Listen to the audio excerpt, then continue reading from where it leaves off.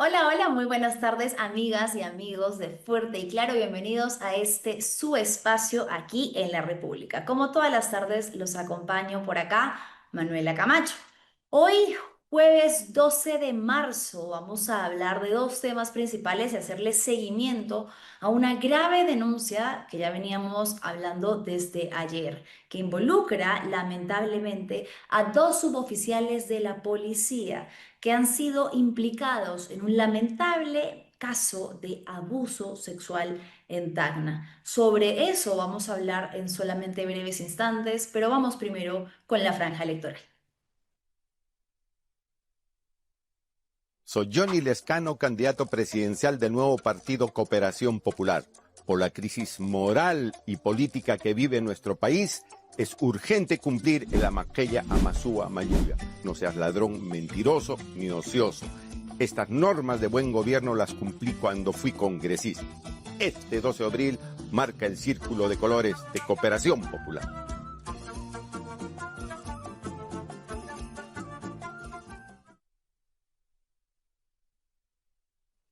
Bien, como les anunciaba, entonces vamos a tratar de tener comunicación con Tacna directamente para hablar con las familiares de la joven de 21 años que ha denunciado ser víctima de abuso.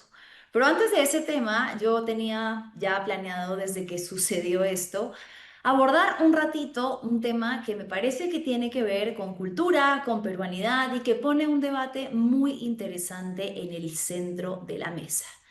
Esto habla sobre una representación cultural supuestamente defendida por un grupo de artistas que ha estado envuelta en una polémica muy grande. Se trata de una supuesta pollada bailable que ha sido retratada como un espectáculo cultural y que ha desatado, como les decía, una serie de críticas porque evidentemente, no sé a quién no le hace ruido, pero pone en escena, dramatiza o hace performativa una realidad que para muchos peruanos no es opcional y que de hecho se utiliza en situaciones de crisis. Para ponerlos primero en un poco de contexto, vamos a ver de qué estamos hablando. El colectivo de artistas Mendiburu y Coma pusieron en escena, dieron a conocer que habían hecho dentro del espacio que tienen, que es una especie de galería artística, una muestra llamada Pollada Bailable. Dentro de esta habían ciertos elementos alusivos a los que ellos consideran tienen que ver con la estética de las polladas. Vamos a ver un pequeño video que compartieron en sus redes sociales para que usted, que quizás no había escuchado antes del tema, pueda empaparse un poco y saber de qué estamos hablando. ¿Me confirman si el video tiene audio, por favor? Ok, entonces, bueno, lo que estamos viendo es la estética al interior de esta sala, supuestamente de exhibición artística. Empiezan a llamar a la atención algunos elementos, ¿no? Como las paredes que no están del todo pintadas, están como tarrajeadas, el techo de calamina, en la esquina una persona que está poniendo música, discos en vinilos. Y afuera pues están las personas que están comiendo en teoría esta pollada, bebiendo algunas cervezas, bailando. Vemos a un grupo de personas reunidas en torno a este evento. No hubiera pasado nada, creo yo, no hubiera sucedido nada si hubiesen querido quizás retratarlo como una reunión social, un profundos, sí, un evento en el que cocinaron para vender este elemento que estaban mencionando ahí, la pollada, para recaudar fondos para su galería artística, como luego quisieron expresar. El problema, creo, se ha empezado a configurar desde cómo ellos han planteado esta recaudación de fondos, como una, reitero, pollada bailable que atraviesa una serie de problemáticas desde la principal, que es hacer performática una realidad dura por la que atraviesan muchos peruanos. Cuando usted piensa en una pollada, probablemente se le vengan a la mente las veces en las que ha tenido que colaborar con el barrio o con una familia cercana, las veces en las que quizás su propia familia ha necesitado recaudar fondos porque la plata no alcanza y tienen que acudir a este recurso basado en la solidaridad colectiva. Pero no es algo que en realidad uno celebre o que sea algo digno de poner en un marco de observación ajena, ni algo performativo. En realidad, a veces, incluso para muchas familias, genera vergüenza tener que hacerlo. Lamentablemente, es a lo que hay que acudir cuando, repito, la plata no alcanza. Ahí creo que está en parte el núcleo principal del problema, ¿no? El banalizar una realidad de precariedad, de ausencia y de necesidad y escenificarla como si fuese algo bonito, algo cool, algo chévere y que necesita ser aprobado o resignificado por una élite, ¿no? Por un grupo determinado de personas, ¿no? A mí hay varias cosas que me hacen ruido sobre esto. Quisiera que veamos algunas de las imágenes que Mendiburu compartió sobre cómo estaba planeando, ¿no? De las imágenes que fueron compartidas en la revista Cosas, de cómo se había llevado a cabo esta pollada bailable el 8 de marzo. Entonces, si usted se pone a analizar algunas de las fotografías que vamos a ver a continuación, entonces están lo que les mencionaba, han tratado de escenificar una casa como un lugar en el que se reunirían las personas comúnmente. Vamos a las fotografías, hay una persona entonces que está ahí con el balde de las cervezas, que es lo que generalmente a veces se reparte cuando esta apoyada se concerta en una reunión, porque a veces no es así, uno simplemente colabora y no acude, solamente las compra para colaborar. Están las sillas, está las paredes, la estética de las paredes que no están del todo terminadas y que aluden o que quizás nos trasladan a una realidad que lamentablemente no es optativa para muchas personas. Es decir, no es que la mayoría de los peruanos quisiese tener su techo de calamina o quisiese no tener las paredes terminadas porque le parece más estético, más bonito, porque le gusta de esa manera. Muchas veces responde a factores más bien ligados a la necesidad, a que el dinero no alcanza aún y se va a ir juntando de a poquito para obtener un mejor techo, para tener una mejor pared, para poder terminar de pintar la pared. Esta fotografía en particular, la anterior, chicas, déjenla un ratito, por favor, que a mí también me hacía ruido. ¿Por qué? Porque dentro de todo el contenido que este colectivo de artistas compartió, nos daba a entender que sí se tomó el tiempo de tratar de escenificar como ellos observan y como ellos comprenden y como ellos creen que es una casa en la que se llevan a cabo polladas. Fueron a comprar, por ejemplo, este mantel, habían puesto también que incluso habían hecho unas pruebas con maestros del mercado para ver el pollo que iban a vender y cuando estalló un poco el escándalo de las críticas, se defendieron un poco diciendo que ellos habían freído el pollo, ¿no? Fue la respuesta una de las respuestas que más se nos ha quedado porque es como un poco absurda, ¿no? Falta de reconocimiento o de tratar de entender y escuchar las críticas. A ver, hay varias cosas que podríamos analizar. Por favor, chicas, avísenme en cuanto esté listo nuestro invitado para darle pase. La primera para mí es la estética visual, ¿no? Como les decía, me resulta problemático, pese a que el colectivo ha dicho que la casa es así, que la casa no es que intencionalmente no esté terminada, tiene que ver con cómo ellos buscaron estos elementos para que parezca un lugar en el que se llevan a cabo polladas. Pusieron el mantel, hay pruebas, evidencias de que se fueron a comprar un mantel específico, pusieron entonces este televisor que es un poco antiguo, pusieron una serie de papas sobre una mesa que uno no entiende muy bien cuál era el objetivo, unos cuadros específicos. Entiendo que tratando de impregnar una visión artística, pero que sí choca mucho porque nos hace cuestionarnos si es así como las élites ven los hogares peruanos, si es así como creen que operan las colectas solidarias al interior de estos, ¿no? Entonces, simbología como la calamina, las paredes tarrajeadas sin terminar, haciendo alusión a algo que resulta grave, porque la precariedad del peruano, la precariedad de los millones de peruanos que viven en esta situación, no es una estética, no es una fotografía para cosas, no es una escenografía que tú puedas armar para llevar a cabo tu muestra. Es lo que viven, lamentablemente, por condiciones desiguales e injustas muchísimas personas.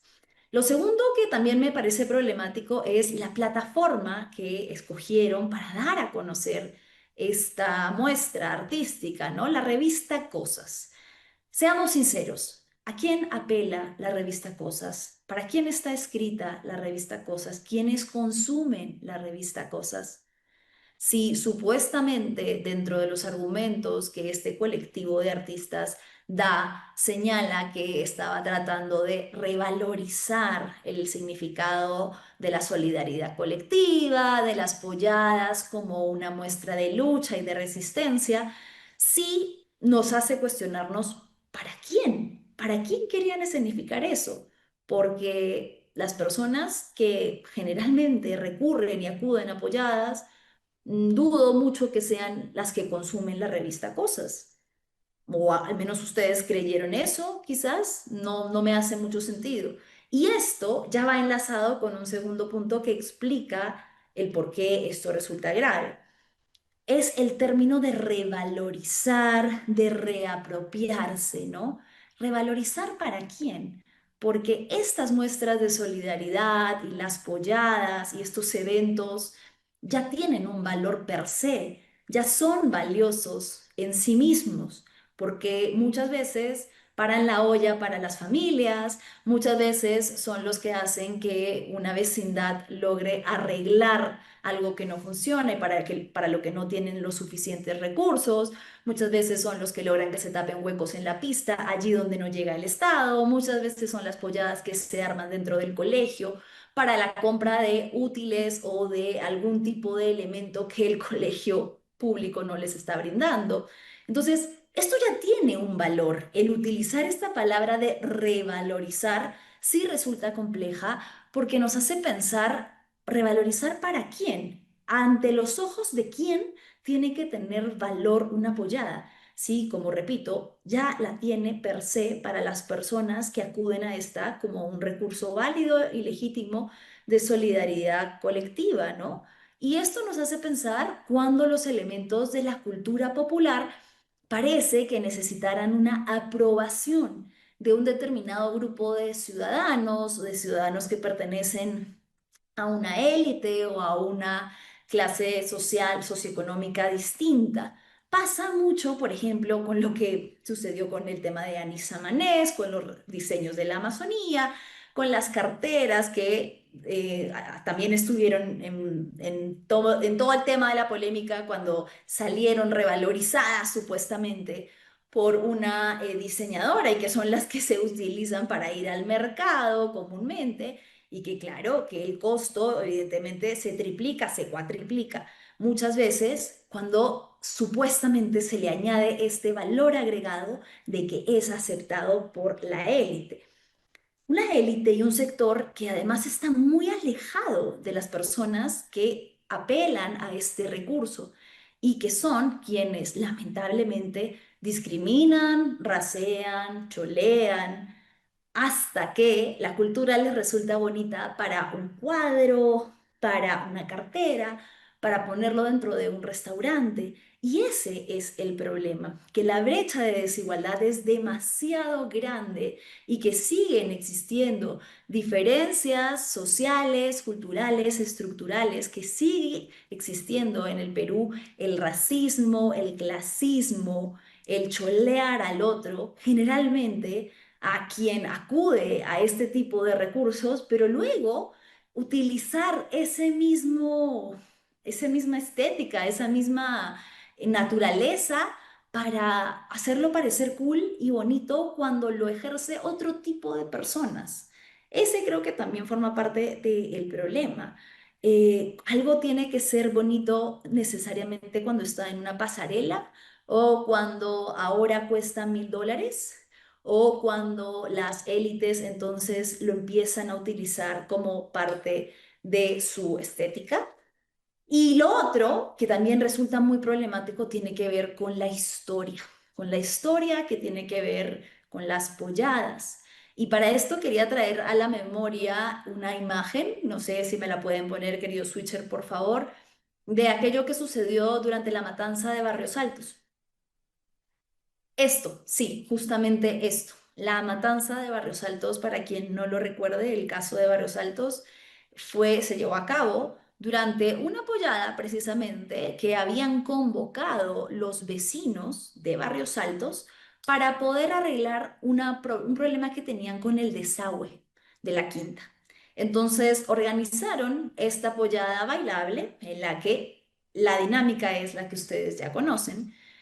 Se adereza un pollo que va acompañado de la papa, del col, de la ensalada y se vende a las personas que pertenecen a la vecindad, a familiares, a personas aledañas que quieran ayudar y en algunas ocasiones se hace, ¿no? Se da un espacio colectivo para compartir ese momento, comer juntos, conversar. ¿Qué sucedió durante esta pollada? El grupo Colina masacró a 16 personas, entre ellas a un niño de 8 años, Javier Ríos Rojas. Esto tiene que ver con cómo históricamente han sido vistas las personas que tienen que acudir al recurso de hacer polladas para autosolventarse. ¿Qué pasó en esa masacre? Que ese grupo de personas era vista como inferior, que desde la milicia se determinó falsamente que eran personas que tenían vínculos con Sendero Luminoso y entonces fueron masacrados, fueron discriminados y evidentemente, y lo dice la Comisión de la Verdad y la Reconciliación, bajo un elemento que también tiene que ver con el racismo, de cómo eran observados y de cómo para quienes, o sea, quienes tienen este ojo que determina el ojo controlador de quién vale y quién no, para quiénes eran los que hacían las polladas. Para ese ojo controlador del Estado, ¿quiénes eran las personas que hacían polladas? ¿Quiénes eran las personas que tenían que recurrir a este recurso? Personas como los padres de Javier Río Rojas, a quienes terminaron asesinando, acusados de injustamente de tener vínculos con el terrorismo. Y esto también nos lleva a la situación actual, porque es muy bonito decir que vas a revalorizar la cultura ajena, cultura que tú no vives y que no te pertenece, pero luego cuando ves a esas mismas personas cuya cultura estás diciendo que te parece linda y de la que quisieras en teoría formar parte, cuando las ves protestando, entonces ya dejan de ser tan bonitos porque dejan de ser útiles como adorno y dejas de considerarlos ciudadanos con derechos. Bueno, tenemos conectado ya a Néstor Sedano, quien es divulgador musical y director de La Cadencia. Néstor, ¿cómo estás? Buenas tardes. Gracias por conectarte. ¿Qué tal, Manuela? Muchas gracias a ti por la invitación. Bueno, Néstor, yo estaba tratando de hablar un poquito en contexto de lo que ha pasado con este colectivo Mendiburu y el tema de las polladas. Quería preguntarte, bueno, tú ya has hecho un par de contenidos sobre esto en redes sociales. ¿Cómo lo has visto y cómo lo has percibido tú? Sí, bueno, creo que ya a estas alturas se ha hablado bastante de distintos ángulos. Igual yo subrayo siempre el mismo meollo, ¿no? Creo que tú también lo has mencionado. No hay una inocentada acá, no hay una expresión, digamos, que cae en una mala idea o en una mala forma, sino más bien el tratar de usar la cultura popular en pos de encontrar, de capitalizarla para volverla un activo dentro de una propuesta de un artista, ¿no? Y en este caso de varios artistas, ¿no? Lo que llaman ellos arte relacional, ¿no? Entonces, no es que hicieron una apoyada pro fondos para financiar uno de sus proyectos o una apoyada pro fondos para alguna necesidad que tienen ellos, que lo podrían hacer con cualquier desfachatez, ¿no? No hay ningún problema. La apoyada no es una entidad ontológica que le pertenece a una sola persona o a una sola clase social. Esa no es la situación. La situación es claramente el tratar de utilizar la cultura popular y capitalizarla para un beneficio propio, ¿no? Y no es la primera vez que lo vemos, ¿no? Desde los carteles chicha hasta la misma comida, la forma de vestir de las personas populares, se han venido utilizando en los últimos 20 años a partir de un cambio también de cómo se percibe el capital cultural, ¿no?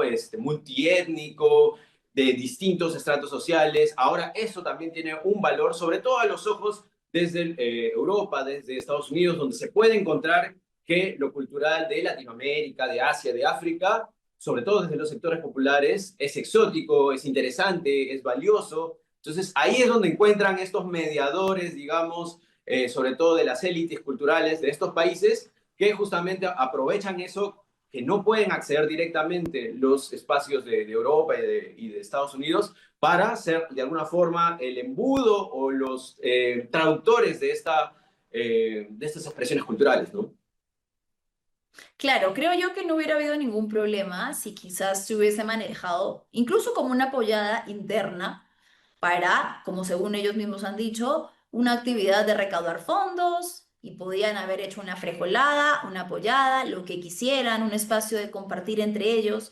Creo que el Uh -huh. problema y lo que causa ruido es el que un grupo de personas que no pertenecen a esa cultura popular crean que tienen que ponerlo en escena con palabras como vamos a revalorar, a resignificar.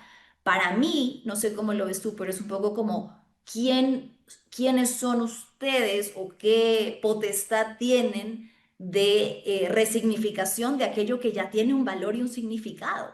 No hay necesidad de revalorizar algo que ya es valioso para muchísimas personas. Sí, hay una palabra clave también que es visibilizar, ¿no? Y yo me Es pregunto, ¿visibilizar para quién?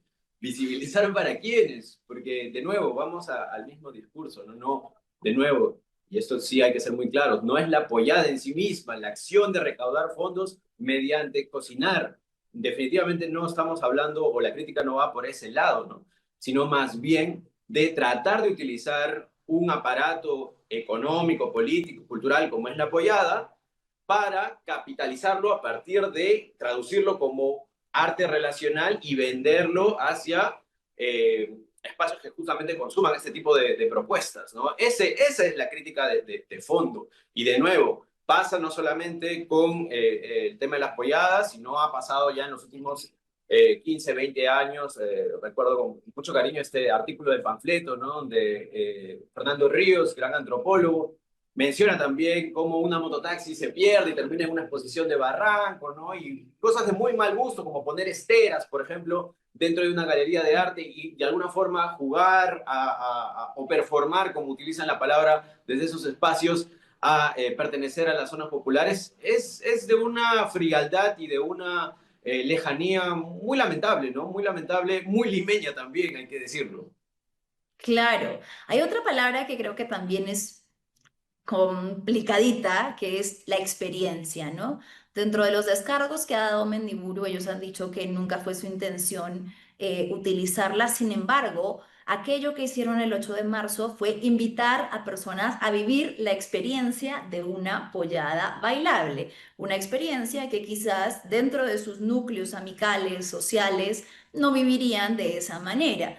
Y sí es nuevamente problemático el querer vivir por unos instantes como si fuese recreativo, divertido, una Claro. realidad que es dura. O sea, cuando uno hace una pollada, si bien hay mucho espíritu de alegría y de solidaridad, el detrás suele ser muy duro, suele ser, no me alcanza la plata para costear el tratamiento de mi familiar, no nos alcanza acá en la quinta para el agua, para el desagüe, no sé, para elementos que tienen que ver con derechos básicos. Entonces, el detrás de las polladas casi nunca es bonito.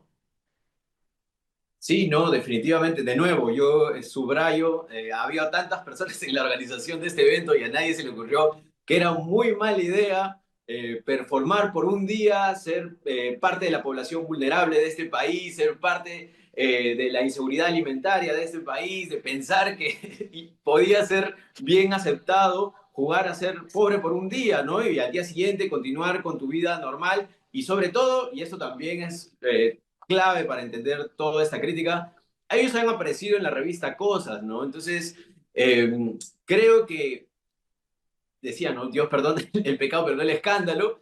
Y definitivamente ahí había también otra intención de justamente hacer mucho más ruido en pos de justamente capitalizar el tema de su arte relacional. Y eso es finalmente lo que ha desencadenado toda esta reacción. Nosotros nunca nos hubiéramos enterado si no hubieran salido en cosas, ¿no? Entonces, es de repente esa mentalidad de querer atraparlo todo o vivirlo todo como si fuera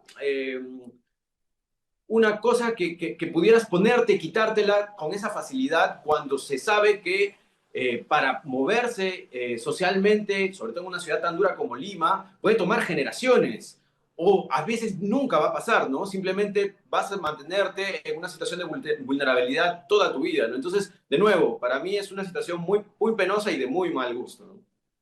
Néstor, no es la primera vez que pasa. Yo traía a colación brevemente lo que sucedió con la diseñadora Anisa Manés, que hablaba de los diseños de la Amazonía, pero sin las mujeres que eran las encargadas de estos diseños. El tema de las carteras, no sé si recuerdas también que hace poco estuvieron de moda en una pasarela internacional, pero que en el Perú están relacionadas generalmente con el uso y la vida diaria de personas que son raciadas, choleadas, discriminadas. ¿Por qué? ¿Qué puedes explicar el detrás de este fenómeno que te gusta lo que usan, pero no quien lo usa? Y cuando tú lo usas, entonces sí tiene valor. Parece un trabalenguas, perdón, pero quisiera tratar de comprender un poco qué hay detrás de eso, ¿no? Entonces, me gusta la cultura popular, simplemente no me gustan las personas que representan esa cultura popular. Claro, creo que Cecilia Méndez de alguna forma lo simboliza muy acertadamente, ¿no? Ella dice, Incas sí, cholos no, que era, claro, el paradigma de esa época. Ahora quizás sería, ¿no? La realidad higienizada de justamente, de nuevo, carteles, chicha, música popular, Ujú. comida popular, y ahora lo último que estamos viendo ya es como que de alguna forma todo eso mucho más teatralizado, mucho más Sí. performático, ¿no? Entonces, eh, no creo que sea un fenómeno nuevo definitivamente y de alguna forma también es una idea que se ha ido expandiendo esto y sobre todo yo lo veo desde la música, que quizás es el plano donde más estoy metido, que se piensa también que esta propuesta puede ser unificadora dentro de la sociedad peruana, ¿no? La gente dice, bueno, ahora todo el mundo escucha cumbia, ahora todo el mundo puede, sin tener vergüenza, decir que tiene acceso a bailar los destellos o los mirlos o distintas expresiones que vienen desde lo popular. Y la realidad, cuando lo vemos y cuando es dura, es que de nuevo, estos carteles, esta comida, esta música ha ingresado a espacios de élite, pero las jerarquías sociales se siguen manteniendo. Las diferencias sociales en este país y en esta ciudad sobre todo siguen manteniendo. Lo único que ha cambiado es una rejerarquización sobre esas prácticas. Se escucha cumbia, sí, pero no toda la cumbia. Si yo voy a poner de repente el Lobo de la sociedad privada, de repente voy a poner Chacalón Junior, de repente voy a poner alguna expresión que no cuadre con la idea que se tiene desde las élites de cómo debería sonar lo popular, de nuevo voy a Mm. ser marginado, de nuevo voy a ser señalado. Lo mismo con la comida, lo mismo con la ropa, lo mismo con otras experiencias. Entonces, esta idea de que a partir de que comenzamos a consumir cosas culturales de los sectores populares y eso nos hace una sociedad más horizontal, más chata, es completamente errada, ¿no? Y es completamente falsa sobre todo. Entonces, yo siempre también repito esto, ¿no? De buenas intenciones está hecha el infierno. Yo no estoy negando que puede haber habido una situación de repente de buenas intenciones, ¿no? Pero no cuadra con la realidad, ni calza mucho menos con lo que se vive en el día a día cotidianamente desde estos propios sectores populares. No sé si te diste cuenta, pero además dentro del posteo que hizo la revista Cosas, ponía en cada imagen el nombre de las personas que aparecían y de la única cuyo nombre no pusieron era precisamente la persona que estaba poniendo los discos de vinilo. que era como si se tratase de un ornamento más adicional, ¿no? Que era la persona que ponía la cumbia. No, me imagino que es un, no sé si es un DJ, es un artista, pero no pude tener ninguna información sobre él porque a la revista Cosas su presencia en la apoyada no le pareció relevante. Claro, eso ya, bueno, el tema de la revista Cosas, yo no sé por qué sigue existiendo esa revista, se venden patinada tras patinada, me acuerdo varios casos, ¿no? Ahora en portada ha estado el embajador de Estados Unidos, parece que estaría en campaña también, ¿no? Lo ponen con una cierta, con esos tufillos que siempre han tenido desde esos espacios de esas Claro, revistas. pero te digo porque la música, o sea, como estamos hablando de la música, ¿no? Entonces, me gusta la música, pero no me interesa la persona que la está poniendo. La persona que está Ujú. poniendo esa cumbia, que probablemente para él sí significa algo, y él ha escogido esas cumbias que iba a poner esa tarde, pero no, él no era importante, él era parte de la escenografía. Claro. Y sobre todo subrayar también cuál es el proceso que tienen desde las élites para revalorizar lo popular, que no viene desde el propio o desde la propia reflexión, sino también a partir de nuevo, el interés desde tanto Europa como Estados Unidos sobre estas expresiones. A partir de que desde afuera se comienzan a valorar, a partir de que desde afuera se siente esa exotización de alguna forma o esa idea de poder capitalizar estos movimientos, recién ahí es donde miran hacia adentro y recién ahí es donde tratan de encontrar la forma de darle vuelta y de meterse ellos también y decir, ok, esto también es Perú, yo también soy parte de la expresión popular, ¿no? Cuando durante más de 30 años siempre esta música ha pertenecido a los márgenes y sigue, de nuevo lo voy a recalcar, sigue perteneciendo a los márgenes de esta ciudad, ¿no? Se sigue excluyendo de todas las cumbias que existen, probablemente el 5% se habrá catalogizado dentro de lo que es permisible escuchar, ¿no? El amplio y el grueso sigue siendo parte de lo popular, ni qué decir del huayno, ni qué decir de otras expresiones y escenas populares mucho más pequeñas, ¿no? No hace falta que ni tú ni yo estemos hablando aquí para saber que Lima sigue estando súper jerarquizada y recontra lejana de una horizontalidad real, ¿no? Sí, claro. Me gusta la indumentaria, me gusta la música, pero no quienes la portan y no considero ciudadanos a quienes la aportan, sino simplemente parte de quienes me la transmiten, ¿no? Es súper duro. Tengo una pregunta que puede ser un poco difícil, Néstor. Llegaremos, ¿cuál sería quizás esbozando un poco el camino hacia estas personas que dicen, bueno, yo sí quiero como empaparme un poco más de mi cultura, pero hacerlo de una manera, no sé, respetuosa, no tan horrorosa como esta, no tan descarada como esta? ¿Existirá algún camino? Pucha, es que yo siempre, bueno, nosotros siempre hablamos desde lo material, ¿no? Desde las condiciones económicas, políticas, porque al final la cultura no existe en un supedito afuera de la realidad, ¿no?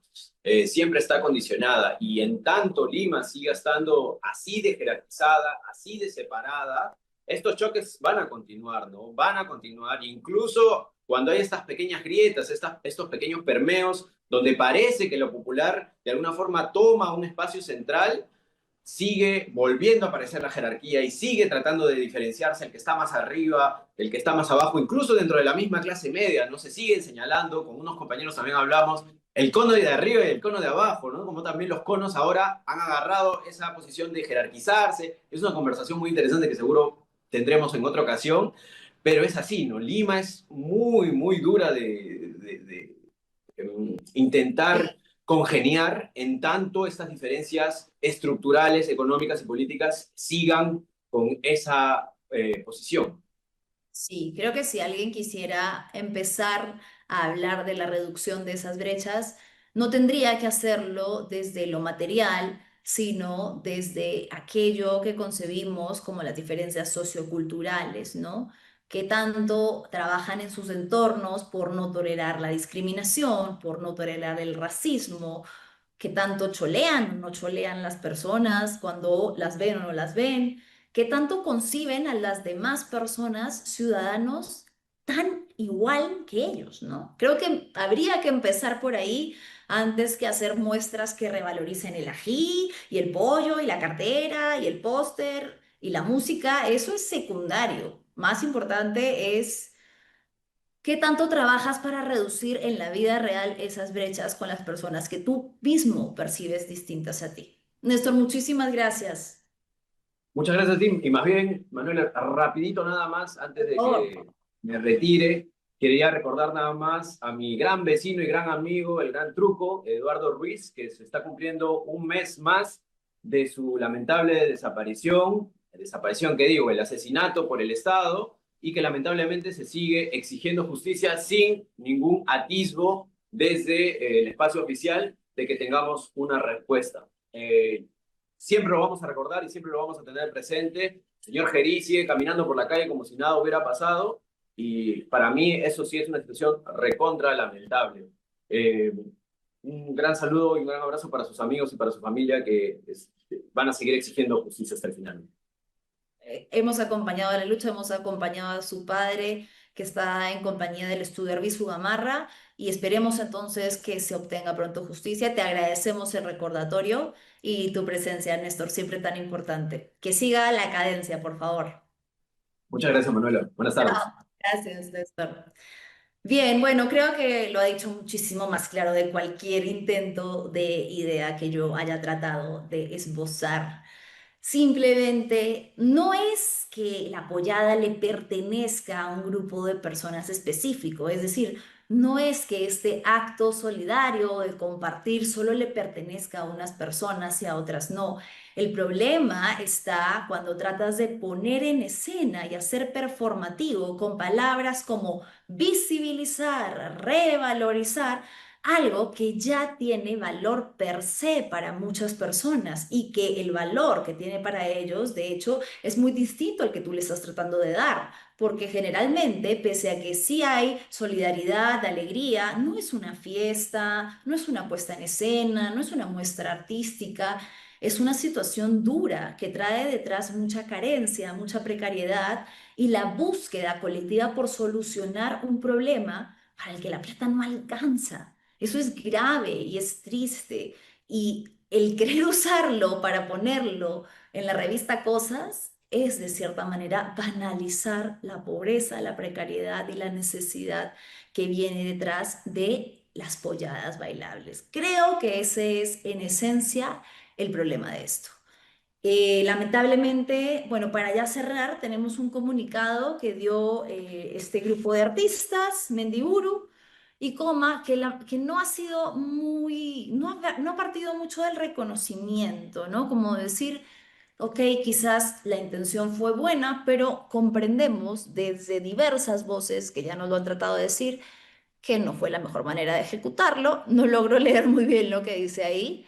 A ver, el espacio que hemos venido trabajando está en una quinta ubicada en la calle General Mendiburo Miraflores. Desde hace varios meses hemos ido adaptándonos y creciendo, pensando en un lugar que conecte el arte, la comida y el encuentro. Queremos contar un poco más. Esta forma parte de un sector de Miraflores históricamente sufrido, formas de vida comunitaria muy arraigadas, bueno, queriendo como explicar un poco el porqué de esta casa, de este lugar de muestras artísticas en Mendiburu, Miraflores, y queriendo justificar que supuestamente la estética tiene que ver con cómo en realidad el lugar es al interior de la quinta, ¿no? A ver, acá está lo más importante. Dice, la investigación del proyecto, la intención del proyecto no fue crear una experiencia de pollada bailable, nunca hemos usado esa palabra, sino activar una conversación desde el arte sobre las formas de esta economía de apoyo que continúan siendo fundamentales para que muchas comunidades, iniciativas y necesidades puedan sostenerse. En nuestro caso, para poder encontrar un espacio donde puedan surgir nuevas formas de habitar el arte. Bueno. No ha habido reconocimiento, lamentablemente, desde estos colectivos. Ha habido, creo que sí, un detrás de tratar de explicar las intenciones. Creo que eso no está en duda de que no fueron negativas, simplemente fue una ejecución muy problemática y sí llama la atención que por todas las cabezas por las que pasó, a ni una sola le haya hecho un poco de ruido decirle a las personas, hey, vengan un día a vivir la experiencia de la pobreza y de cómo la precariedad nos invita a hacer polladas bailables. Ven, vívelo por unas horas y luego vuelve a tu realidad, como si se tratara de un parque de diversiones. Complejo, complejo y lamentable que siguen sucediendo estas cosas, siguen apareciendo ejemplos de cómo la cultura popular tiene que ser glamorizada por un grupo específico de personas para que sea válida. ¿Válida para quién? ¿Cómo se valida algo que pertenece a la cultura que ya está viva? En fin, no me voy a explayar más con el tema. Es muy interesante. Me encantaría tener a más personas hablando de esto porque desde diversos espacios se ha hecho contenido donde muy claramente han explicado así, punto por punto, cuál es el problema de haber escenificado una pollada bailable desde una realidad muy ajena a la de la mayoría de las polladas.